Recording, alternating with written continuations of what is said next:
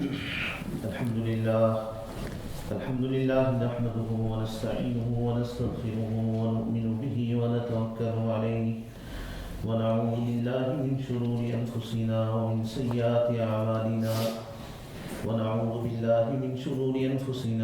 سيئات أعمالنا من يهده الله فلا مضل له ومن يضلل فلا هادي له ونشهد أن لا إله إلا الله وحده لا شريك له ونشهد أن سيدنا ونبينا وحبيبنا وطبيبنا وطبيب قلوبنا محمد صلى الله تبارك وتعالى عليه وعلى آله وصحبه وبارك وسلم تسليما كثيرا أما بعد فأعوذ بالله من الشيطان الرجيم بسم الله الرحمن الرحيم كلوا واشربوا هنيئا بما أسلفتم في الأيام الخالية وقال الله سبحانه وتعالى يا أيها الذين آمنوا قوا أنفسكم وأهليكم نارا وقال النبي صلى الله عليه وسلم تصدع القلوب كما يصدع الحديد إذا أصابه الماء قالوا وما جلاؤها يا رسول الله قال ذكر الله وتلاوة القرآن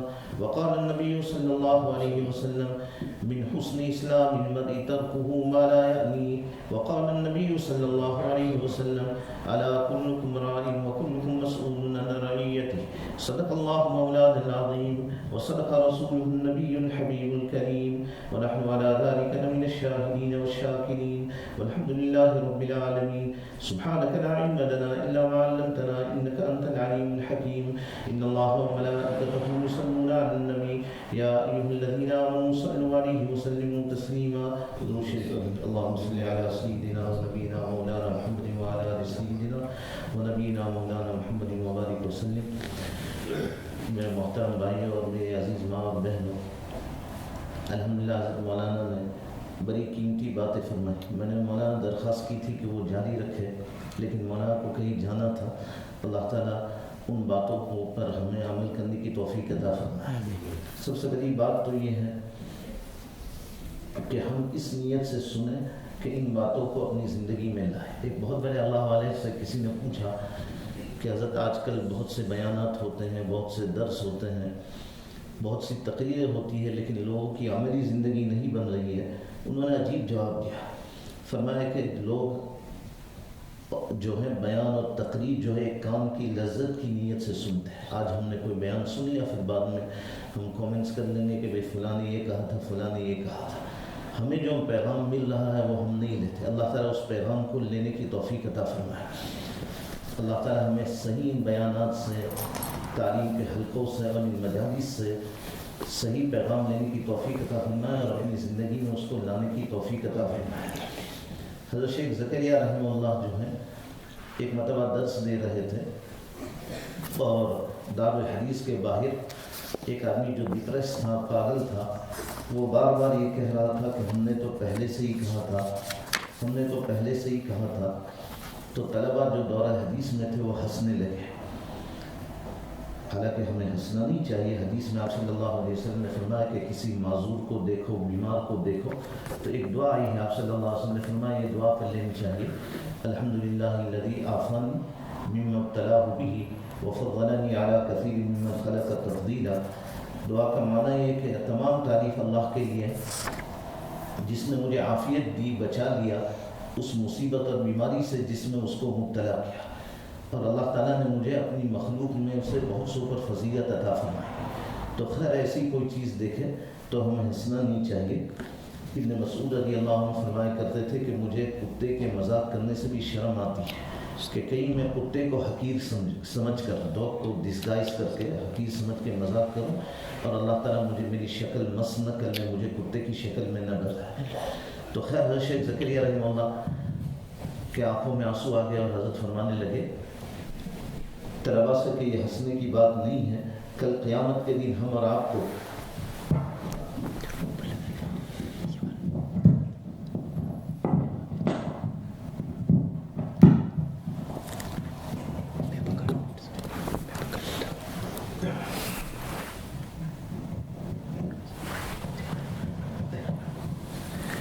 شیخ زکریا رحمہ اللہ جو ہے فرمانے لگے کہ یہ ہنسنا اور مذاق کی بات نہیں ہے. کل قیامت کے دن ہم اور آپ کو یہی کہا جائے گا کہ ہم نے تو پہلے سے ہی کہا تھا. قیامت کے دن ہم اور آپ کو جب انسان جو ہے آخرت میں اس کا نامہ اعمال پیش ہوگا اور وہ حجت بازی کرے گا کہ میں نے یہ گناہ نہیں کیا، یہ فرشتوں نے مجھ پر زیادتی کی، تو اس وقت کہا جائے گا کہ بھئی ہم نے تمہیں سب کچھ بتا دیا تھا اللہ ہمارے نبی کے ذریعے سے، قرآن اور حدیث کے ذریعے سے، کہ بھئی یہ کرو یہ نہ کرو، لیکن تم نے اس کو نہیں مانا.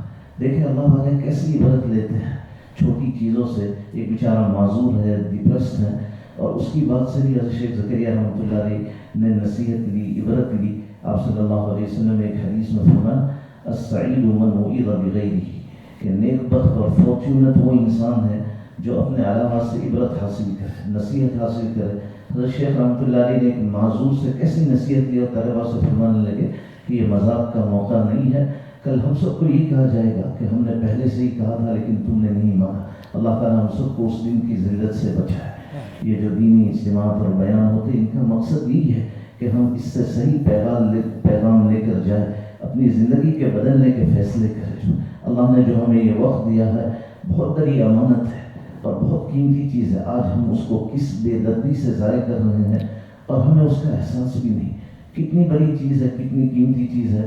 آپ صلی اللہ علیہ وسلم نے فرمایا کہ جنتی جو راحت کی جگہ ہوگی، مزے کی جگہ ہوگی، جہاں کوئی تکلیف کا نام نہیں ہوگا، اللہ ہم سب کو نصیب کرے. تو جنتی بھی ان گھڑیوں پر افسوس اور حسرت کریں گے، ریگریٹ کریں گے جو دنیا میں اللہ کے ذکر کے بغیر گزاری. جنتی بھی اس پر افسوس کریں گے کہ کاش ہم دنیا کے ایک ایک سیکنڈ کو وصول کرتے اور کوئی وقت ضائع نہ کرتے. تو اللہ نے جو ہمیں وقت دیا ہے بہت قیمتی ہے، کاش کہ ہم اس کی قدر کر لیں. ایک اللہ والے تھے، ایک جگہ جا رہے تھے، انہوں نے برف کو دیکھا، گرمی تھی، برف پگھل رہا تھا. تو اللہ والوں کے آنکھوں میں آنسو آ گئے اس بزرگ کے، اور فرمانے لگے کہ میرے اندر مجھے اس برف کو دیکھ کر مجھے وقت کی قیمت کا احساس ہو گیا. کسی نے پوچھا حضرت کیسے؟ فرمایا کہ یہ برف جو ہے کوئی ڈرنک میں ڈال دے، شربت میں ڈال دے، ملک شیک میں ڈال دے تو کتنا قیمتی بن جائے گا. گرمی میں کتنا ہی اچھا ڈرنک ہو لیکن گرم ہو تو آدمی کو مزہ محسوس نہیں ہوتی، اور اگر اس کے اندر برف ہو، ٹھنڈا ہو تو آدمی کو اس کی لذت صحیح محسوس ہوتی ہے. تو اللہ والے فرمانے لگے کہ اس برف کو کوئی اچھے ڈرنک میں آدمی ڈال دے، ملک شیک میں ڈال دے تو کتنا مزیدار بن جائے گا. پھر اور یہی حال ہے زندگی کے ان لمحات کے اور اس ٹائم کے جو انسان نیکیوں میں گزارے. پھر فرمایا کہ اس برف کو ویسے ہی رہنے دیں گے تو ویسے ہی یہ برف جو ڈیزل ہو جائے گا، پگھل جائے گا، لیکن کسی کام کا نہیں، ضائع ہو جائے گا. اور اگر اس برف کو کوئی گندی نالی میں، درخت میں، سوئچ میں ڈال دے تو یہ برف وہاں بھی پگھل جائے گا، لیکن وہ انسان بیوقوف کہلائے گا کہ اس نے اس برف کو کیسے ضائع کر دیا. تو اسی طرح کوئی بیٹھا رہے گا تب بھی ٹائم تو پاس ہوتا رہے گا، اور کوئی گناہوں میں وقت گزارے گا تو وہ ٹائم بھی پاس ہوگا، لیکن جو ہے انسان کو آخرت میں اس کی بڑی افسوس اور حسرت ہوگا کہ کاش میں ایسا نہ کرتا. ابن عباس رضی اللہ عنہ فرماتے ہیں کہ جب انسان کی موت کا وقت آتا ہے، اور اللہ ہم سب کو ایمان پر موت نصیب کرے، ابن عباس رضی اللہ عنہ فرماتے ہیں کہ اگر وہ دنیا میں غفلت اور اللہ کی نافرمانی کرتے ہوئے دنیا سے جاتا ہے تو وہ افسوس کرتا ہے اور اللہ سے درخواست کرتا ہے کہ اللہ مجھے کچھ ٹائم دے دے، میں نے دنیا کے وقت کی قدر نہیں کی، میں نے آپ کی زندگی کی مبارک لمحوں کی قدر نہیں کی. اللہ مجھے دوبارہ تھوڑا چانس دے دے، تھوڑا موقع دے دے تاکہ میں زندگی صحیح طرح گزار کے آؤں. لیکن اللہ فرماتے ہیں وَلَن يُؤَخِّرَ اللَّهُ نَفْسًا إِذَا جَاءَ أَجَلُهَا.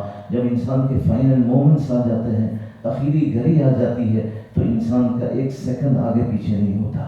اللہ ہم سب کو اس کی تیاری کی توفیق عطا فرمائے. اللہ ہم سب کو ایمان پر موت نصیب فرمائے. ایک اللہ والے جو ہے گزر رہے تھے، علامہ ابن الاثیر الجزری رحمہ اللہ بہت بڑے مشائخ میں سے تھے، اپنے زمانے کے بہت بڑے محدثین میں سے تھے اور بہت بڑے اللہ والے تھے. ایک جگہ گزر رہے تھے، بہت سے نوجوان جو ہے کارڈز کھیل رہے تھے. اس زمانے میں یہ فون وغیرہ نہیں تھا، تو جیسے تاش کھیلتے ہیں کارڈ کھیل رہے تھے. تو بڑے افسوس سے انہوں نے چیخ ماری زور سے. اللہ والے تو ان کا دل ہوتا ہے ایسی چیزوں کو دیکھ کر بے چین ہوتا ہے، تو انہوں نے چیخ ماری اور فرمانے لگے کہ لو کان الوقت یباع لاشتریت منہ. اگر ٹائم جو ہے کوئی مارکیٹ میں بیچی جانے والی چیز ہوتی تو میں ان سے خرید لیتا. یہ نوجوان کتنی بے دردی سے اپنے زندگی کے قیمتی ٹائم کو ویسٹ کر رہے ہیں. کاش کہ یہ ٹائم مارکیٹ میں بیچا جاتا تو میں ان سے خرید لیتا. اللہ والوں کو کتنی قدر تھی اپنی گھڑیوں کی، اپنے وقت کی، کہ وہ اس کو ضائع نہیں کرتے تھے، ایک ایک لمحے کو وصول کرتے تھے. حضرت شیخ زکریا رحمۃ اللہ علیہ نے ایک اللہ والے کا واقعہ لکھا کہ وہ ستو جو ہے، یہ جو ویٹ ہوتا ہے اس کو گرائنڈ کر کے اس کا پاؤڈر بناتے ہیں، اور کتابوں میں اس کا بڑا ذکر آتا ہے. تو ایک زمانے میں لوگ اس کو پھانک لیتے تھے، اوپر سے پانی پی لیتے تھے. تو فرمایا کہ وہ جو ہے ستو پھانک لیتے تھے اور پانی پی لیتے تھے، اور اس کی وجہ انہوں نے یہ بیان کی وہ اللہ والے نے کہ میں جو ایک لقمہ اطمینان سے کھاتا ہوں اور اس میں کتنی مرتبہ سبحان اللہ کہنا فوت ہو جاتا ہے، اور ستو پھانک لینے میں اور پانی پینے میں بہت کم وقت لگتا ہے، میرا گزارا ہو جاتا ہے. کیسے ان لوگوں کو اپنے وقت کی قدر تھی.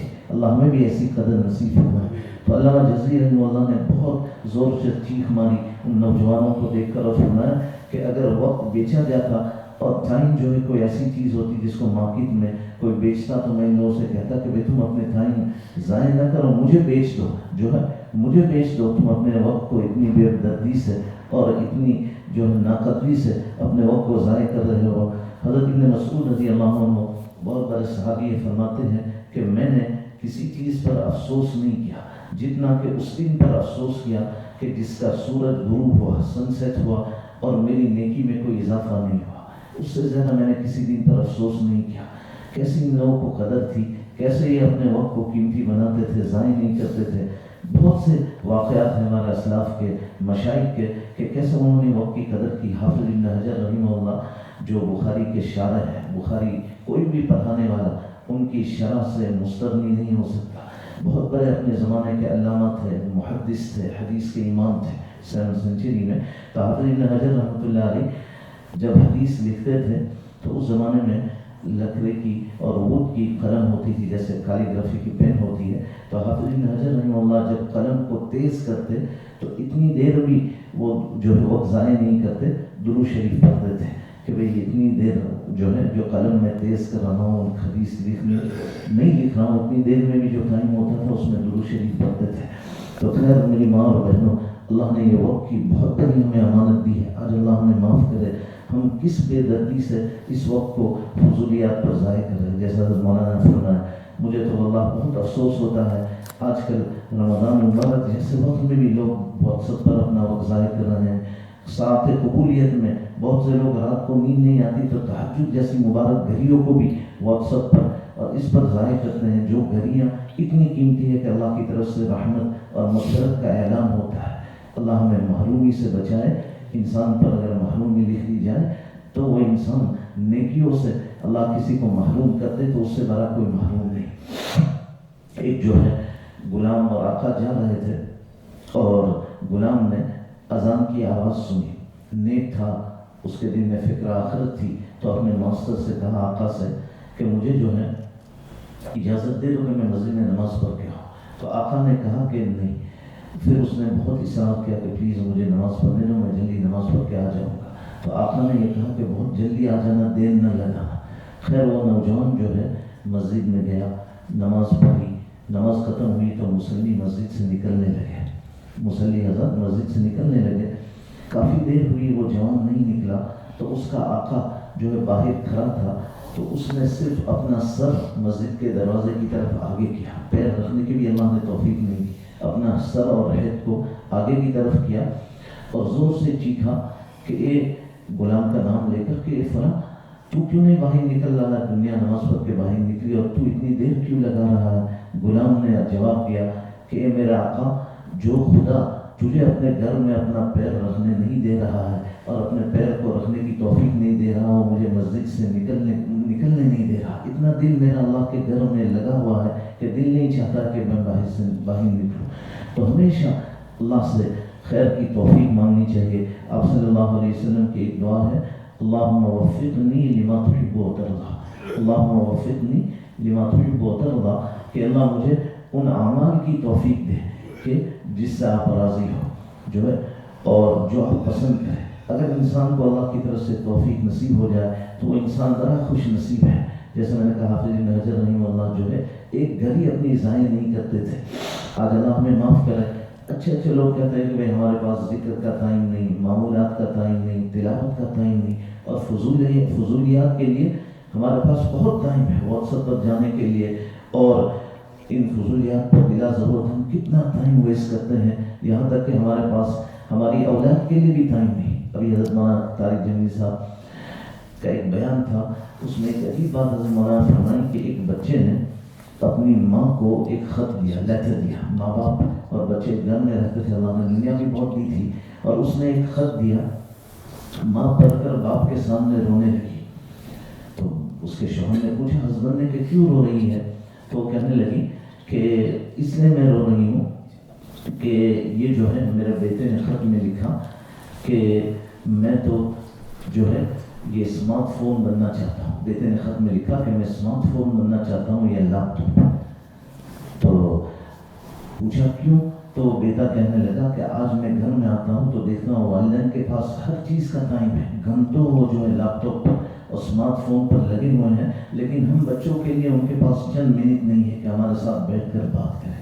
اس نے ہمارے معاشرے میں جیسا حضرت مولانا فرما رہے تھے اور کمیونٹی میں کیسی تباہی اور کیسی برائی عام کر دی جو ہے۔ حضرت پیر ذوالفقار صاحب مدثر العالی محمد اللہ علیہ نے فرماتے ہیں کہ جو ہے یہ انٹرنیٹ، لیکن میں کہتا ہوں کہ یہ انٹرنیٹ ہے، کہ اللہ بچائے کہ جس کے اندر اللہ کا خوف نہ ہو تو یہ ایک شیطانی جال ہے جو اس کو تھوڑی دیر میں کہاں سے کہاں پہنچا سکتی ہے، اور بند کمرے میں بھی جو ایک جوان لڑکا یا لڑکی اللہ کا خوف نہ ہوگا تو اس سے کتنے بے شمار گناہ کرے گا۔ اللہ میری اور آپ کی حفاظت کرے۔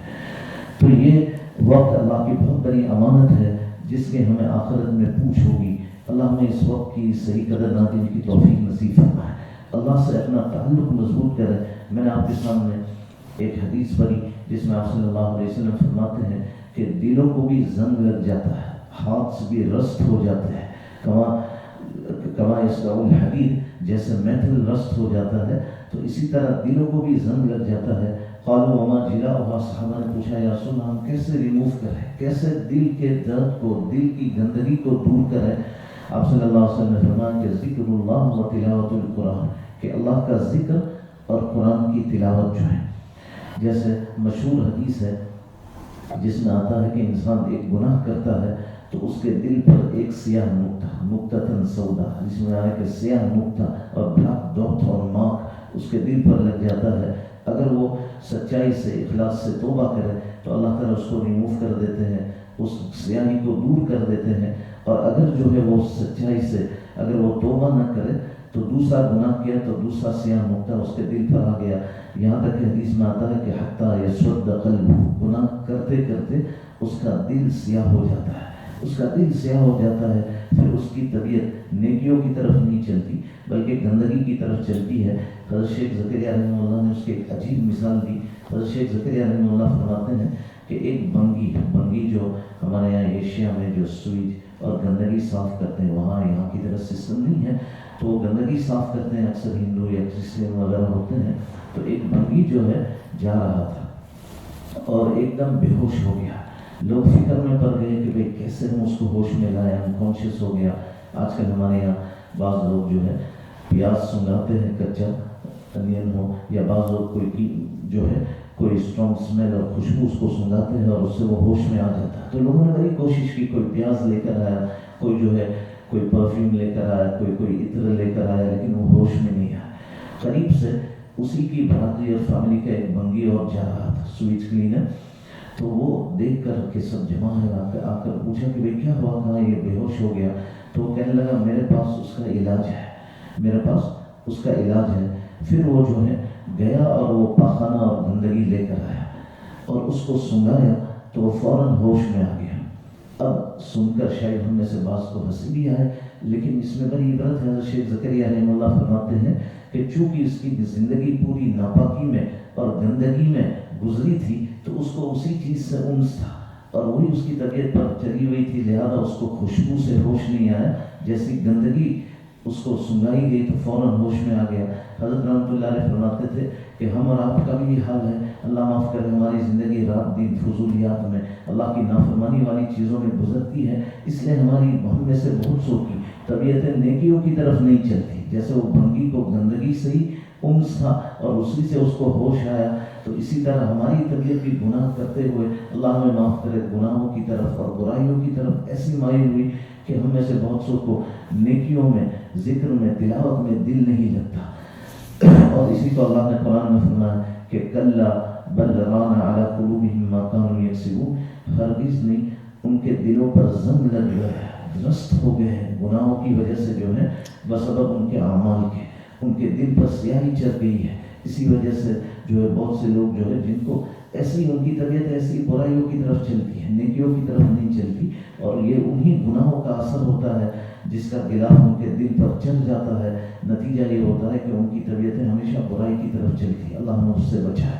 تو یہ آج کل جو غیروں نے بہت سی چیزیں ایجاد کی ہے اس کے فوائد بھی ہے یقیناً، لیکن انسان کے اندر اللہ کا خوف نہیں ہوگا، فکر آخرت نہیں ہوگی، تو وہ اپنے وقت کو جو ہے کیسے برباد کرے گا، کیسے ان چیزوں کے پیچھے ضائع کرے گا اور اللہ اور آخرت سے دور ہوتا جائے گا.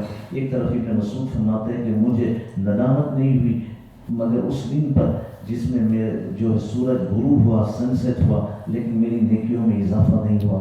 آج ہم دیکھ لیں کہ ہم کیسے بے دردی سے اور کیسے غفلت سے اپنی زندگی کی قیمتی لمحات کو گزار رہے ہیں. حضرت مفتی تقی صاحب فرماتے ہیں کہ کسی میت کو کھڑا کر کے پوچھا جائے کہ بھائی تم کوئی ہمیں نصیحت کرو، ایڈوائز کرو، اور اگر وہ مرحوم ہمیں کچھ کہہ سکے تو ہمیں یہی پیغام دے گا کہ اے میرے دوستو، میرے بھائی اور بہنوں، زندگی کی قدر ہم سے پوچھو. ایک ایک سیکنڈ کتنا قیمتی ہے.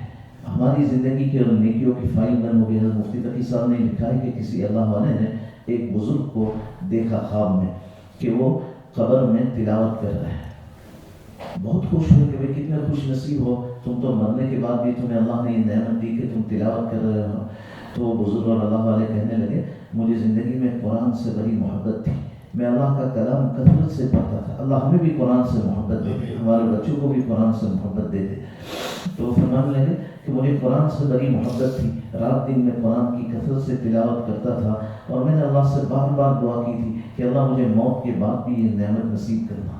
قرآن کی تلاوت میں اتنی مٹھاس اور لذت مجھے محسوس ہوتی تھی کہ میں نے اللہ سے بار بار دعا کی تھی ساتھ قبولیت میں بھی کہ اللہ مجھے مرنے کے بعد اپنے کلام کی حلاوت اور تلاوت نصیب کرنا. تو یہ میں پڑھ رہا ہوں، لیکن ایک میرا پیغام سنو کہ میں نے مرنے کے بعد اتنے ہزار ختم کیے، پتہ نہیں 20 یا 30 ہزار انہوں نے ذکر کیے، لیکن تمہارا ایک مرتبہ سبحان اللہ کہنا، تمہارا ایک مرتبہ سبحان اللہ کہنا میرے ہزاروں ختم سے بہتر ہے. کیوں کہ میری نیکیوں کی فائل بند ہو گئی. انسان کا انتقال ہوتا ہے تو نیکیوں کی فائل اور نامہ اعمال بند ہو جاتا ہے. تو اللہ والے کہنے لگے کہ میری نیکیوں کی فائل بند ہو گئی اور تمہاری فائل چالو ہے.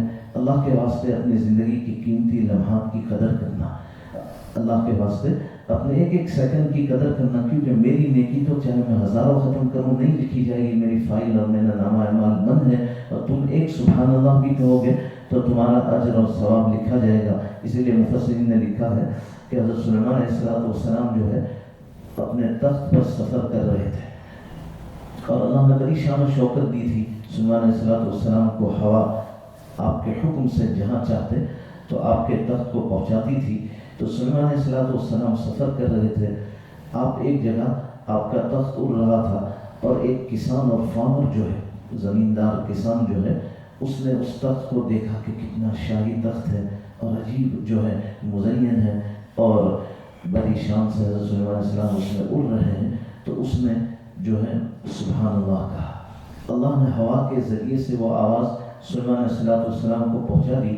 تو سلیمان علیہ السلام نے حکم دیا ہوا کو کہ جہاں سے یہ آواز آئی ہے وہاں مجھے لے جا. تو خیر جو ہے ان کے حکم سے وہ تخت وہاں ہوا نے پہنچایا اور وہ کسان کو آپ نے بلایا اور کہا بھائی تم نے کیا کہا تھا. وہ ایک دم گھبرا گیا کہ سلیمان علیہ السلام بادشاہ وقت ہے اور جو ہے وہ مجھے پوچھ رہے. تو سلیمان علیہ السلام نے اطمینان دلایا کہ بھائی تم نے کوئی بری چیز نہیں کہی، صرف مجھے بتاؤ کیا کہا. تو وہ کہنے لگا میں نے صرف سبحان اللہ کہا تھا. تو سلیمان علیہ السلام نے فرمایا کہ لَتَسْبِيحَةٌ وَاحِدَةٌ خَيْرٌ مِّمَّا أُوتِيَ آلُ داؤد، کہ ایک تمہارا سبحان اللہ کہنا سلیمان علیہ السلام کی پوری کائنات پوری حکومت سے بہتر ہے. 4 بادشاہوں کو اللہ نے پوری دنیا کی حکومت دی، 2 مسلمان تھے 2 کافر تھے. ایک ذوالقرنین، حضرت ذوالقرنین جن کا سورہ کہف میں بھی اللہ نے ذکر فرمایا، اور دوسرا حضرت سلیمان علیہ السلام جو ہے، اور کافر بخت نصر اور نمرود۔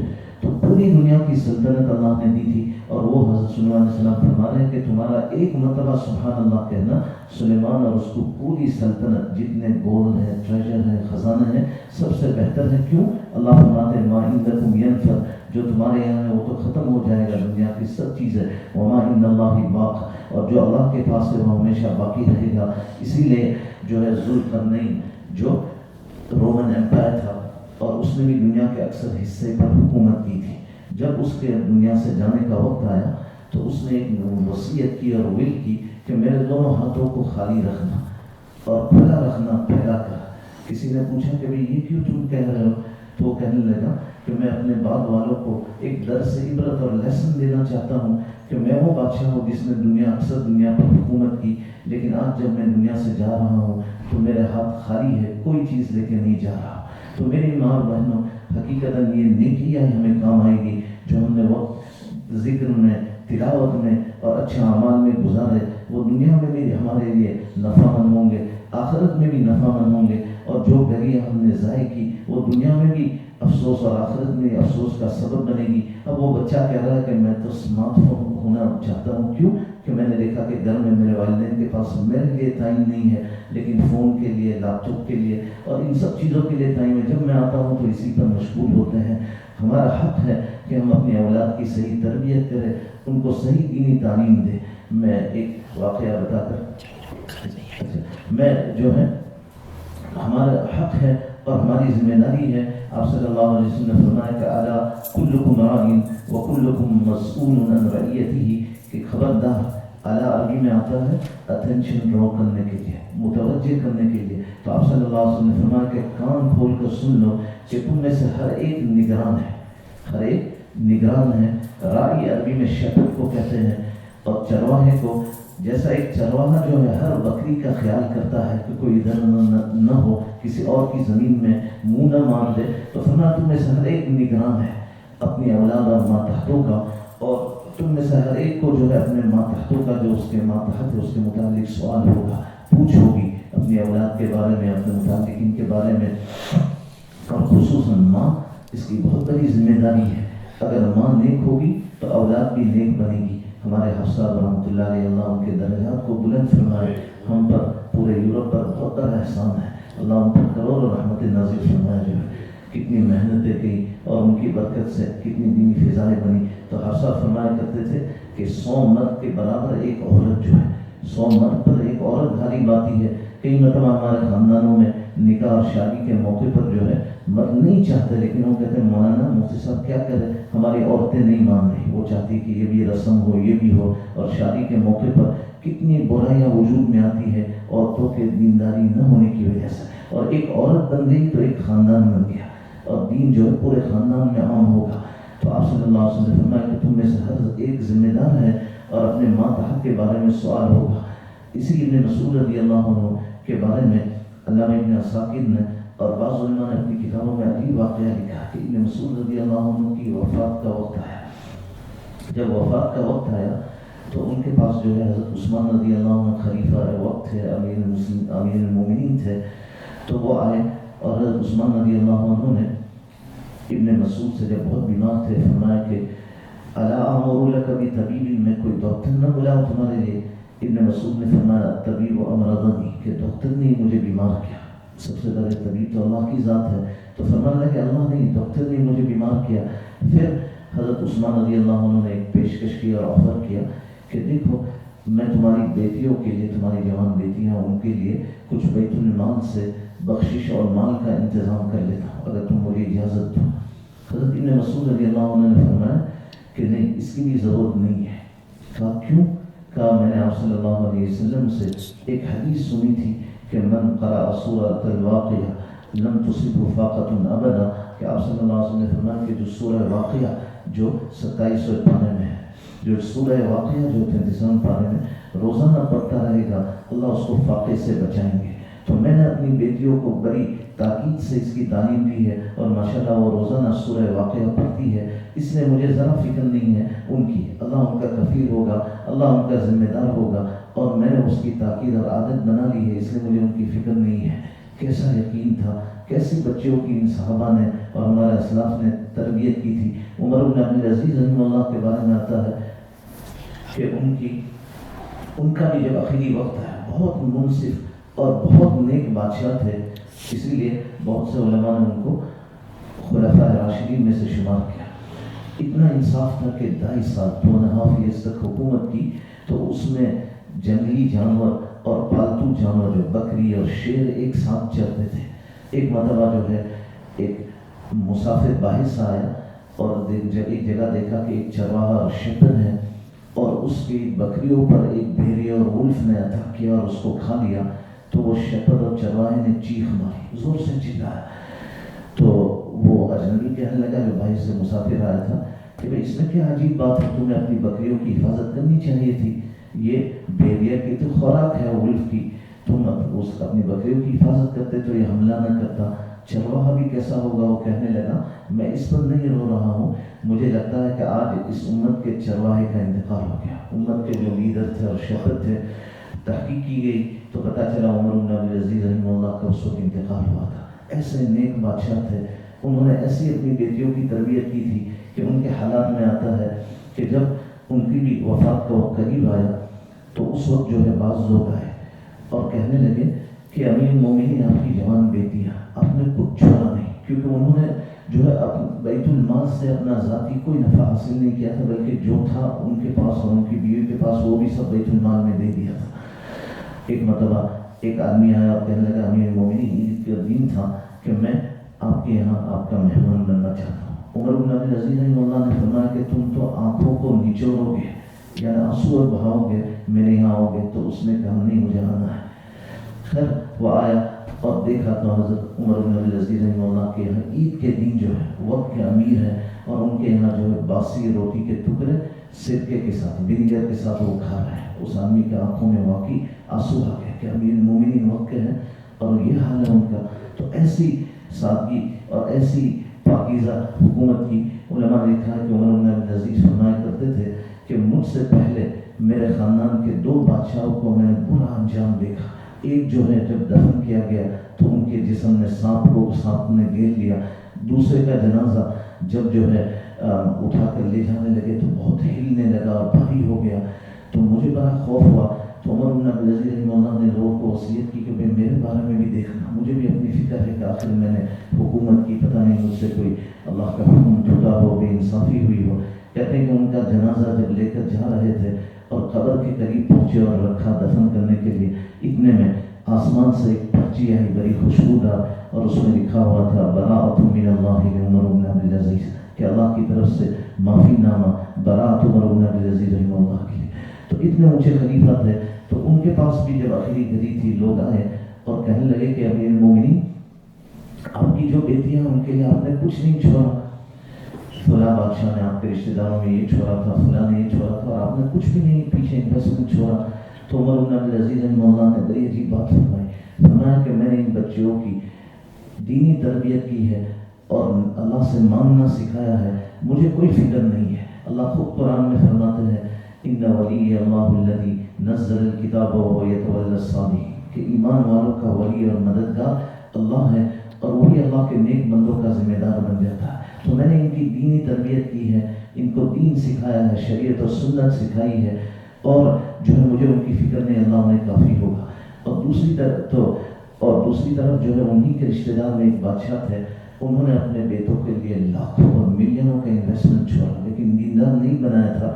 تو علماء نے لکھا ہے کہ وہ بیٹے کوفہ کی جامع مسجد کے باہر لوگوں سے بیک کرتے تھے، چند دنوں میں عیاشیوں میں اور برائیوں میں پیسے ضائع کر دیے، اور وہ کوفہ کی جامع مسجد کے باہر شہزادے اور وہ سب پرنس ہوئے لوگوں سے بھیک مانگتے تھے۔ دوسری طرف عمر بن عبدالعزیز رحمہ اللہ کی بیٹیوں کو اللہ نے بڑا خوشحال رکھا ان کی دینداری اور تقویٰ کی وجہ سے۔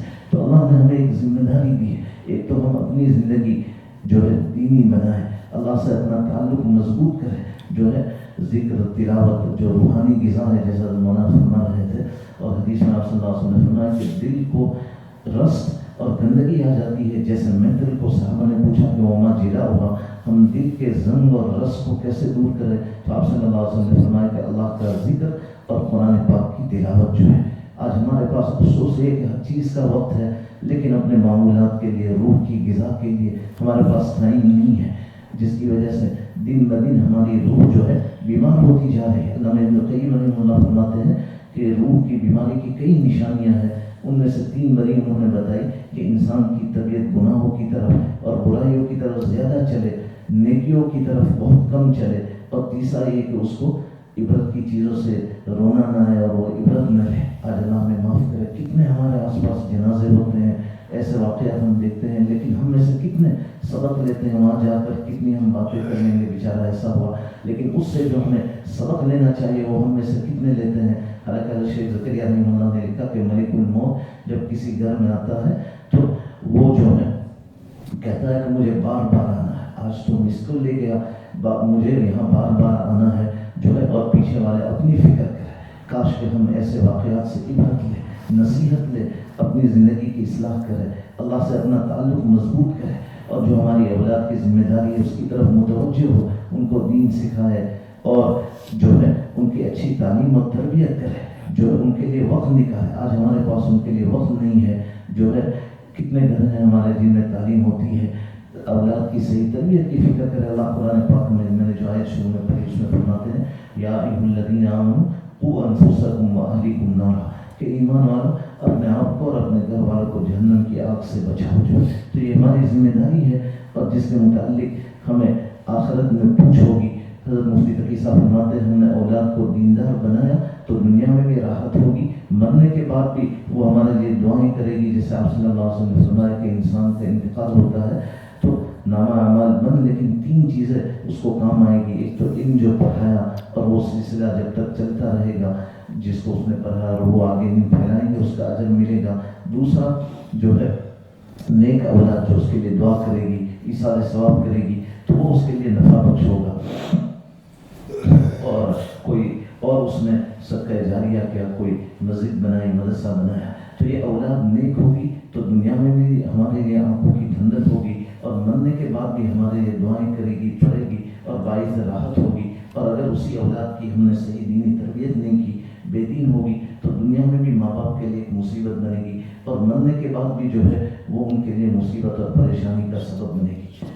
تو میری ماں بہنوں، اللہ تعالیٰ جو کہا گیا اس کو ہمیں اپنی زندگی میں لانے کی توفیق عطا فرمائے. حضرت مولانا نے بڑی قیمتی باتیں کہی تھی، میں نے بھی چند باتیں کہی، اللہ اس کو قبول فرمائے اور ہمیں اپنی زندگی میں لانے کی توفیق عطا فرمائے، اور ہمیں اس مجلس سے اللہ تعالیٰ صحیح پیغام لے کر جانے کی توفیق عطا فرمائے کہ آج سے ہم نیت کریں کہ ہم اپنی زندگی کی قیمتی لمحات کو ضائع نہیں کریں گے. رجب تو شروع ہو چکا، آپ صلی اللہ علیہ وسلم دعا فرماتے تھے اللہم بارک لنا فی رجب وفی شعبان وبلغنا رمضان، کہ رجب کتنا رمضان کا لطف اور انتظام میں رہتے کہ 2 مہینے پہلے رجب میں دعا فرماتے کہ اللہ رجب میں برکت دے اور شعبان میں برکت دے اور رمضان تک ہمیں پہنچا. تو ابھی سے ہم اپنی عادت بنائیں گے تو انشاءاللہ اس مبارک مہینے میں بھی اللہ ہمیں توفیق دیں گے. ورنہ بہت سے لوگ اس رمضان کی قیمتی گھڑیوں کو بھی واٹس ایپ پر اور فضول چیزوں پر ضائع کر دیتے ہیں، اور حدیث میں آتا ہے جس نے رمضان صحیح گزار لی تو اس کا پورا سال اچھا گزرے گا، رمضان کو ضائع کیا تو اس کا اثر پورے سال پر ہوگا. تو آج اس مجلس میں ہم نیت کر کے جائے کم از کم کہ انشاءاللہ ہم آج کے بعد ایسے فضولیات سے جہاں تک ہو سکے اپنے آپ کو بچائیں گے. اور میں نے دعا بتائی اللہم وفقنی لما تحب وترضى، اس کو کثرت سے پڑھیں کہ اللہ مجھے اپنے رضا والے اعمال کی توفیق دے. بار بار اللہ سے مانگتے رہے، دعا کرتے رہے، اور نیت کریں کہ انشاءاللہ آج کے بعد ہم اپنے وقت کو ضائع نہیں کریں گے. کوشش کریں گے کہ ہم ان فضولیات سے جہاں تک ہو سکے اپنے آپ کو بچائیں اور اپنی اولاد کی صحیح تربیت کریں. اللہ تعالیٰ مجھے بھی عمل کی توفیق عطا فرمائے اور ہم سب کو جو باتیں کہی اور سنی دی ان سب پر عمل کرنے کی توفیق عطا فرمائے. وآخر دعوانا الحمدللہ رب العالمین، صلی اللہ علیہ نبی کریم وعلی آلہ وصحبہ اجمعین. درود شریف اللهم لك الحمد كما أنت وصلي وسلم على سيدنا محمد كما أنت وفرجنا ما أنت فإنك أهل التقوى وأهل المغفرة. ربنا ظلمنا أنفسنا وإن لم تغفر لنا وترحمنا لنكونن من الخاسرين. اللهم آت نفوسنا تقواها وزكها أنت خير من زكاها أنت وليها ومولاها. اللهم اهدنا واهد بنا ووفقنا لما تحب وترضى وجنبنا الفواحش والمعاصي والفتن ما ظهر منها وما بطن. اللهم استعملنا في طاعتك. اللهم إنا نسألك حسن الخاتمة ونعوذ بك من سوء الخاتمة. یا اللہ ہم سب کی مغفرت فرما. یا اللہ ہم سب کو ایک اور نیک بنا دے. یا اللہ جو باتیں کہی اور سنی گئی اس پر عمل کرنے والا ہمیں بنا دے. یا اللہ زندگی کے قیمتی لمحات کو ضائع کرنے سے بچا لے. یا اللہ آج تک ہم نے اپنی زندگی کے قیمتی لمحات کو بہت ضائع کیا. یا اللہ تو اپنے فضل کرم سے ہمیں ہماری پکڑ سے بچا لے. یا اللہ ہماری جو بقیہ زندگی ہے اس کو صحیح اپنی رضا والے اعمال میں گزارنے کی توفیق عطا فرما. یا اللہ وقت کو ضائع کرنے سے بچا لے. زندگی کے ان قیمتی لمحات کو یا اللہ اپنے رضا والے کاموں میں استعمال کرنے کی توفیق عطا فرما. یا اللہ ہم بہت گنہگار ہیں, بڑے خطا کار ہیں. یا اللہ سر کے بالوں سے پیروں کے ناخن تک گناہوں میں ڈوبے ہوئے ہیں. اے رحم الراحمین تو ہمیں معاف فرما. یا اللہ ہمیں معاف فرما. یا اللہ ہمیں معاف فرما. یا اللہ تو نے معاف نہیں کیا تو تیرے در کے سوا ہمارے لیے کوئی در نہیں ہے. یا اللہ تو رحیموں کا رحیم ہے. یا اللہ تو کریموں کا کریم ہے. یا اللہ ہمارے تمام گناہوں کو معاف فرما. اس مجلس میں ہم نیت کرتے ہیں کہ اللہ آج کے بعد تیرے احکامات پر چلیں گے اور تیری نافرمانی سے بچیں گے. اے رحم الراحمین اس مجلس میں سفید بال والے بھی ہیں. یا اللہ معصوم بچے بھی ہیں. یا اللہ ان کے ہاتھ اٹھانے کی اجازت رکھ لے اور ہم سب کے مغفرت کے فیصلے فرما. تمام حاضرین اور حاضرات کی مغفرت کے فیصلے فرما لے. یا اللہ اس مجلس کو بے انتہا قبول فرما اور ہم سب کے لیے ہدایت اور نجات کا ذریعہ بنا دے. یا اللہ جو ہمارے نوجوان علماء محنتیں کر رہے ہیں یا اللہ ان کی محنتوں کو قبول فرما. یا اللہ محنتوں کو قبول فرما. ان کے علم میں عمل میں عمر میں برکت نصیب فرما. یا اللہ اس مسجد اور مسجد کے مسلمین کے بھی یا اللہ قبول فرما. یا اللہ اس کو خیر اور عروج کا ہی مرکز بنا. یا اللہ ہمارے طالبین اور طالبات کو بھی قبول فرما. سب کو علم نافع نصیب فرما. یا اللہ جو بھی حاضرات ہیں اس مجلس میں اور حاضرین ہیں سب کے لیے خیر اور عافیت کے فیصلے فرما. یا اللہ سب کی ہر قسم کی پریشانیوں کو دور فرما. یا اللہ سب کی تمام جائز حاجات کو پوری فرما. ہمیں بھی نیک بنا دے. یا اللہ ہماری اولاد کو بھی نیک بنا دے. یا اللہ جب تک زندہ رکھے ایمان پر. یا اللہ جب موت دے ایمان پر. یا اللہ بری موت سے, اچانک کی موت سے, آپ کی ناراضگی والی موت سے ہماری حفاظت فرما. یا اللہ آپ کی ناراضگی والی موت سے ہماری حفاظت فرما. یا اللہ عذاب قبر سے ہماری حفاظت فرما. یا اللہ ہمارے مرحومین کی مغفرت فرما. ہمارے مشائخ اور اساتذہ سب کو ہم سب کی طرف سے بہترین جزائے خیر نصیب فرما. یا اللہ دینی مدارس مراکز مشائخ کی حفاظت فرما. جماعت اور جمعیتوں کی حفاظت فرما. یا اللہ دعوت کی لائن سے جو محنتیں ہو رہی اس کو بھی انتہا قبول فرما. اور جس لائن سے یا اللہ حق کی محنتیں ہو رہی سب کو قبول فرما. کام کرنے والوں میں اخلاص نصیب فرما. یا اللہ جو ہمارے بیمار ہیں ان کو شفا کاملہ عاجلہ مسلمہ دائمہ نصیب فرما. جو پریشان ہیں ان کی پریشانیوں کو دور فرما دے. یا اللہ ہمارے مشائخ میں سے جو بھی بیمار ہیں ان کو کامل شفا نصیب فرما. ہمیں ہر قسم کی بیماریوں سے جسمانی روحانی ظاہری بیماریوں سے ہماری حفاظت فرما. یا اللہ ہم سب کو بار بار حرمین شریفین کی مقبول حاضری نصیب فرما. بار بار مقبول حاضری نصیب فرما. یا اللہ اپنی معرفت اور اپنا خاص تعلق نصیب فرما. یا اللہ ہمیں بھی نیک بنا. ہماری اولاد کو بھی نیک بنا. یا اللہ ہمیں غفلتوں سے اور غفلت والے اسباب سے اور آپ کے ناراضگی والے اسباب سے ہم سب کی حفاظت فرما. یا اللہ عافیت اور خیر و ہدایت کے اور یا اللہ سعادت دارین کے ہم سب کے لیے فیصلے فرما. اللهم انا نسألك من خير ما سألك من نبيك وحبيبك سيدنا محمد صلى الله عليه وسلم ونعوذ بك من شر ما استعاذ من نبيك وحبيبك سيدنا محمد صلى الله عليه وسلم. انت المستعان وعليك البلاغ ولا حول ولا قوة الا بالله العلي العظيم. صلى الله تعالى على خير خلقه محمد وآله وصحبه اجمعين برحمتك يا ارحم. Respected brothers and sisters, just a couple of announcements. Firstly, may Allah subhanahu wa ta'ala